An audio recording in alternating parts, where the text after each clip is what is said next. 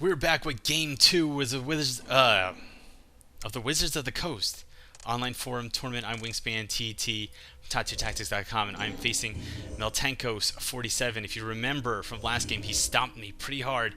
I was on the cusp of possibly regaining control, but eventually he just overran me. And it is possible maybe I should have kept that Fauna Shaman early in the game instead of letting it have a terrible fate.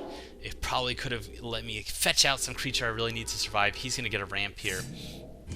I do have a pretty strong start. I have the Archer that has Death Touch, so it can instantly kill anything he puts on the board if it blocks or attacks into it, which will kind of deter him. He may be forced to use a fight mechanic card to destroy it. I have Beast Within, one of the most underrated cards in this entire game.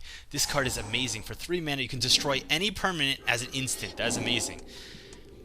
And the downside is the controller gets a 3/3 Beast token. But you got to remember that you can use it on your own creatures as well. So, you know, if your creature's about to die or they're about to cast like Mind Control one of your creatures, Beast Within your own creature. They're attacking you, it doesn't look like you have any blockers, Beast Within one of your own lands. Now all of a sudden you got a blocker. So I'm going to leave my mana open, see what happens. And I do have the ability to cast Yiva, Nature's Herald here as an instant, which is absolutely great because he can attack into it. It's 4/5. So what is this thing? Oh my god. 5/4 Vigilance, Trample, Undying. This thing is just absolutely nasty. And then basically when it dies, here, just so you know, when it dies, Undying, does it explained here?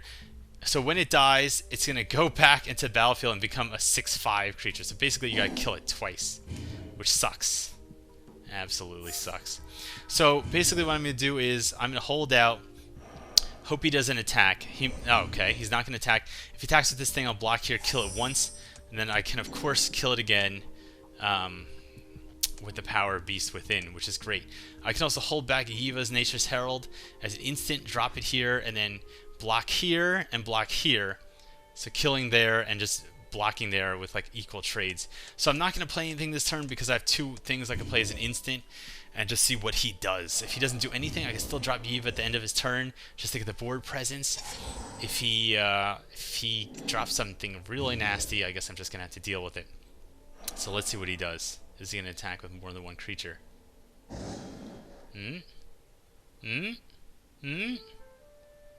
probably thinking about whether or not it's worth losing the battle, possibly.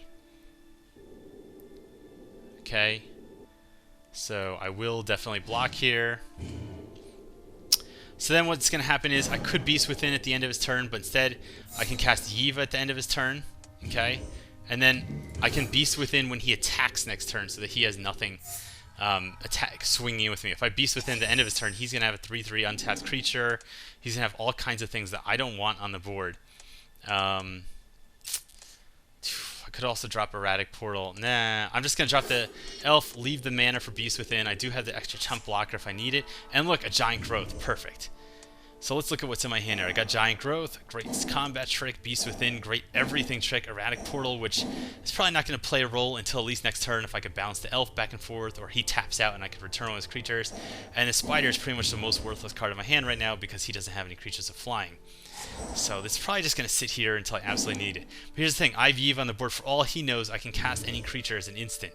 The only reason I didn't cast the thing as an instant was because, you know, I'd rather draw the card. So he's going to attack. What else is he going to do? He's going to attack with both of these creatures. So probably what's going to happen is I'm just going to block with the Eva over here. Then nothing's going to happen. Okay. He's going to stop the timer. Let's see what he does. Primal Bellow. So this thing is going to get +7/+7. So in fact, I'm actually going to Beast Within this creature. Yeah.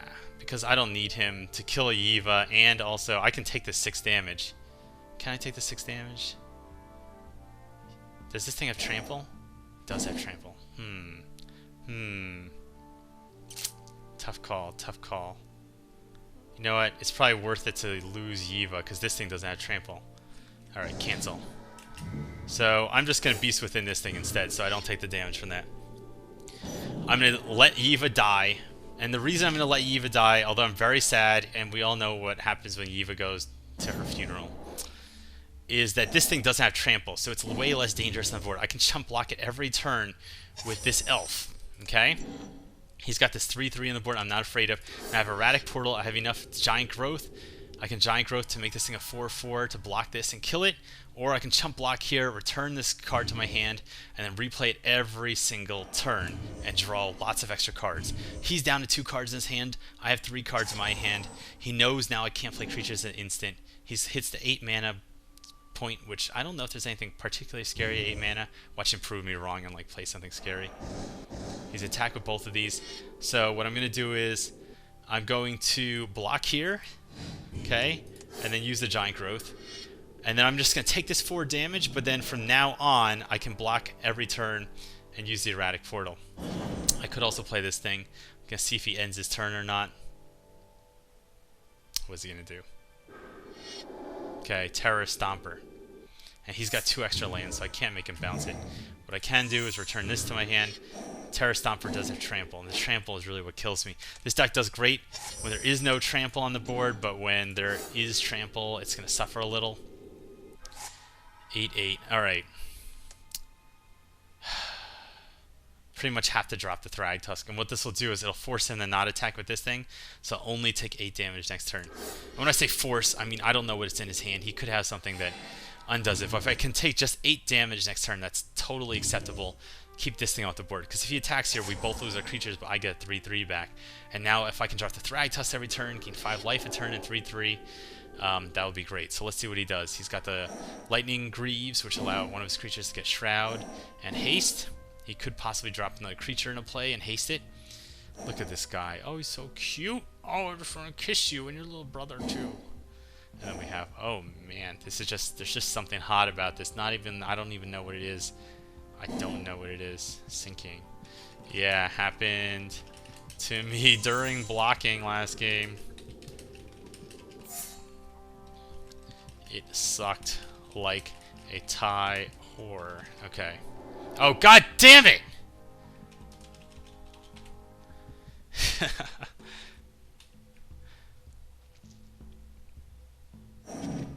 God damn it. He's gonna have to, I see. He's going to drop the, Blanchwood on this, give it +8/+8, which would mean I'd take 16 damage a turn.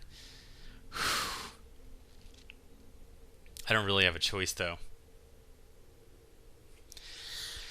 So basically he can't equip it right now because of Shroud, so he's going to have to move the Lightning Greaves off onto his Baloth, which is what he's going to do. Then he's going to attach Blanchwood here and make it a 16/16 creature.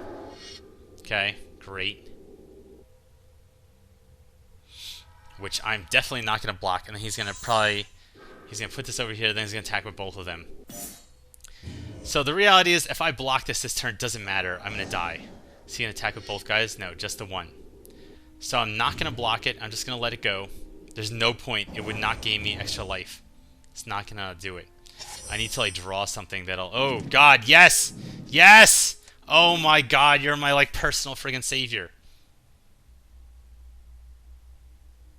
Hold on a second. 3 mana. Beast Within. 6 mana. Oh, God damn it. Doesn't matter. Because I can't target it. It has Shroud. I can destroy the Blanchwood armor, but I'm not going to survive long enough to do it. And I can't target his creature. Doesn't matter. I can't gain enough life either. I don't have enough mana to do it. That's it. That's the end of the game for me. Might as well take it. Might freak him out. I doubt it, though. Highly doubt it. I think that's pretty much it, guys. I think I'm out of this tournament in round 1. It's very sad. I had higher hopes, but I have been playing with this deck a lot. I kind of went with like a land destruction variant for a little while. He's going to get out an extra land to try to do more damage. At this point, though, there's no way for me to absorb that. And you can see here, I can't legally target anything except Blanchwood armor. It just doesn't matter. So I can cut it down to an 8/8. But 3, 4, 5, he's still going to do enough damage to kill me. And that's it. GG, man. Well played. Good luck in the rest of the tourney. Don't let goblins win. Hey everyone, I'm Wingspan TT, and that is it I've been eliminated from the Wizards of the Coast online forum tournament. I'm so sad. But I hope you enjoyed watching these matches. I hope you learned something both about my successes and my failures. I hope you come back next time to watch more Magic the Gathering. Cheers!